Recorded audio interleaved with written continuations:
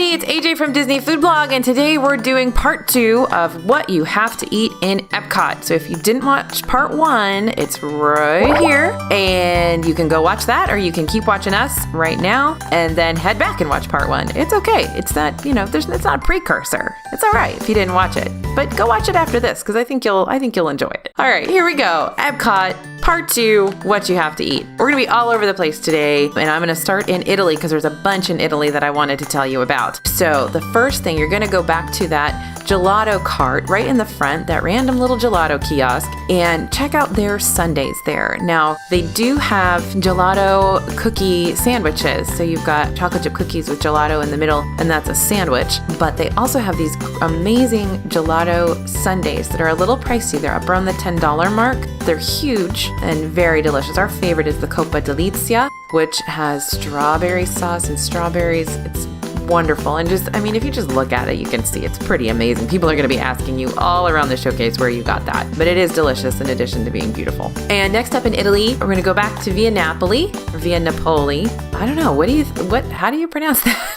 Let me know in the comments. And one of my favorite pizzas there has always been, as you know, Via Napoli is well known for their Neapolitan pizza. And one of my favorites has been the Quattro Formaggi for forever. I just love it. The Quattro Formaggi pizza is amazing. It's a white pizza, super, super good. So grab that if you can. Okay, also in Italy, we want to definitely recommend you head over to Tutto Gusto, which that's not Tutto Italia. Tutto Italia is the table service restaurant in the front of the pavilion, and then there's Via Napoli in the back of the pavilion. Tutto Gusto is kind of in the middle, and it's basically a bar and lounge. It's a wine bar. It doesn't take reservations. You just kind of show up and hope you get a table. But since it's sort of a hidden gem, I've never had it be too busy to get a table within about 5-minute wait. So they have amazing wines, of course, but they also have really, really good food. Again, it comes out of the same kitchen as Tutto Italia, but they've got sandwiches and stuff here. So it's not just the menu from Tutto Italia. They also have these paninis. They have pastas, great, amazing cheeses, Italian cheeses, and cheese and meat boards that you've got to try. Definitely worth it if you're not kind of gung-ho doing Epcot, if you're just sort of wandering around the showcase and having a nice relaxing afternoon. Tutto Gusto is absolutely where you want to stop in to get away from the sun or get away from the rain or just to chill out for a little bit. It's wonderful. I think it's not even like an amusement park when you're in there. It's great. Next up, I'm going to talk about Canada. Now, I know there's really nothing in Canada except for Le Cellier, which is the table service restaurant. But Le Cellier is pretty good. You guys know it's always been one of my favorites. I'm a big steak and potatoes person, and I do love Le Cellier, always have. It's a little too expensive right now. They've moved it up to a 2-credit signature restaurant for both lunch and dinner. So unless you really, really love the place, it's probably not worth your money. Definitely not worth your dollars. It may be worth your credits. But I love it, and I go all the time because I really do enjoy the food. But the thing that I love there is the poutine. And I know this is not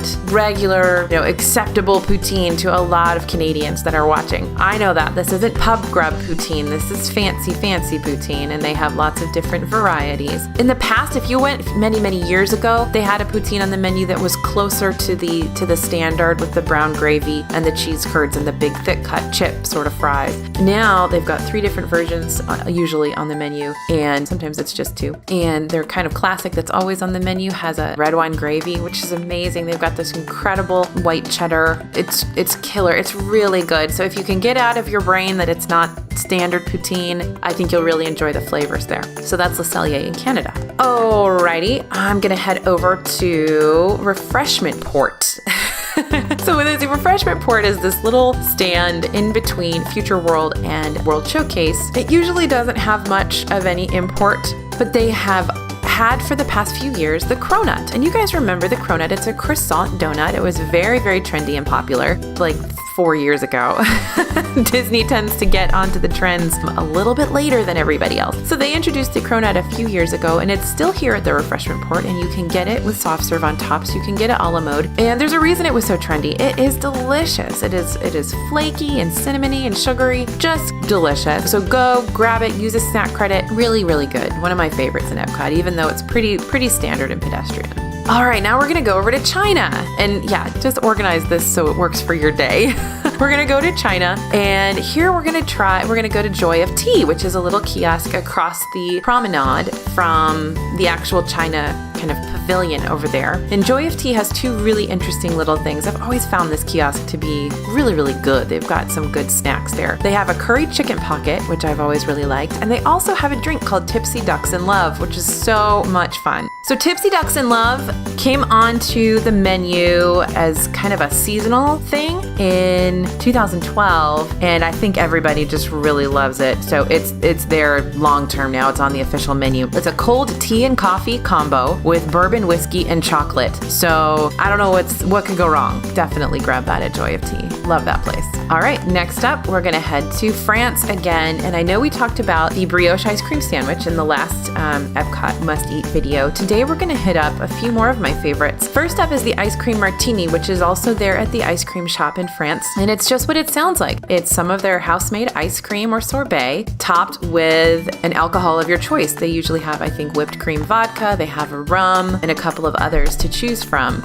So the ice cream martini is definitely something that you want to try out, especially if you're kind of on an adults-only trip around the promenade, or even if you have kiddos who are indulging in their own kind of slushy, fun, cold drinks. That's a good one to get. Another thing that's fabulous at the France Pavilion is over in the bakery, something that I never miss. I get it all the time, and it looks very simple. It's called frangipane. It's basically an almond paste pastry. It's out of this world. I love it. Of course, the France Bakery makes all their pastries in-house every day. They have several pastry chefs on staff, and they're always coming up with great things. They really do all of their pastries in the French tradition. They're just delicious, but this one is called frangipane. It's very simple. It's just a pastry with almond paste inside. Definitely not over the top and what you're used to from me, but it is one of my very favorite things in all of Disney World, and I have to get it on every trip. All right, so now we're gonna go over to Japan again, and at the same little place where you can get that kakigori, you can also get something called a sake mist, which is a shave ice with some flavoring and then sake on top. So that's another fun little alcoholic treat, cold treat for you over 21s out there. Definitely something to try.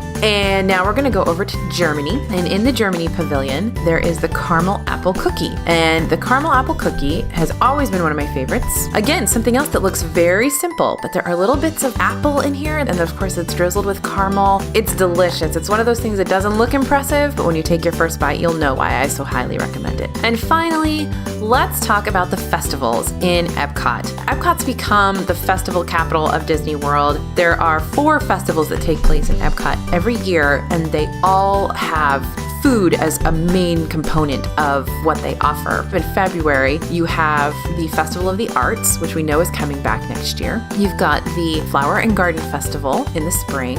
You've got the Epcot Food and Wine Festival, of course, in the fall. And in the winter, you have holidays around the world. The food component is getting bigger and bigger every year for every one of these festivals. So we really do recommend, if there's a festival going on while you're in Epcot, make sure you take the opportunity to go to some of those booths. They'll have booths set up around World Showcase, and you can sample some of those items. Those will be either a snack credit or anywhere between like $4 and $10 for each one of those little portions. Some of the festivals actually have larger portions as well. So if you're paying a little bit more, know that the portion's going to be a little bit larger too. And there are, of course, lots of things that we recommend. We write a whole book about the Epcot Food and Wine Festival specifically every year. It's one of our best sellers. You can get it at dfbstore.com. And right now, the festival's right around the corner, the Food and Wine Festival. So definitely pick that up if you're thinking of heading to the Food and Wine Festival. Okay, thank you so much for following along with us through Epcot, and I know there's so much more to eat in Epcot, so be sure to comment and let us know what your favorites are, and maybe we'll do a part 3. I wouldn't put it past us. So thanks for watching. Please like and subscribe to the channel if you're really enjoying what we're putting out there. This is AJ for Disney Food Blog, and I will talk to you soon.